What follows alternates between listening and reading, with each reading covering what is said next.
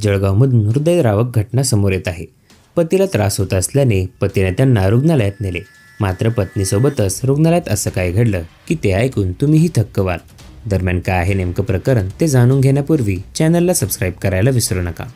जळगाव जिल्हा परिषदेच्या महिला व बाल कल्याण विभागात जिल्हा कार्यक्रम अधिकारी या पदावर कार्यरत असलेले देवेंद्र राऊत यांच्या पत्नी तथा जिल्हा महिला बाल कल्याण विभागात अधिकारी असलेल्या मयुरी करपे राऊत जळगाव जिल्ह्यातील दादावाडी परिसरातील श्रीरामनगर या भागात वास्तव्यास होते। दरम्यान शनिवारी पती देवेंद्र राऊत यांना हृदयविकाराचा त्रास जाणवू लागल्याने त्या पतीला रुग्णालयात घेऊन गेल्या होत्या। देवेंद्र राऊत यांच्यावर रुग्णालयात उपचार सुरू असताना अचानक मयुरी करपे यांना चक्कर येऊन प्रकृती खराब झाल्याने त्या जमिनीवर कोसळल्या। त्यानंतर रुग्णालयात असलेल्या नातेवाईकांनी पती पत्नीला दुसऱ्या एका खासगी रुग्णालयात तातडीने हलवले। त्या ठिकाणी देवेंद्र राऊत यांच्यावर उपचार सुरू होते, तर मयुरी करपे राऊत यांचा हृदयविकाराने मृत्यू झाला। यावेळी नातेवाईकांना अश्रू अनावर झाले होते।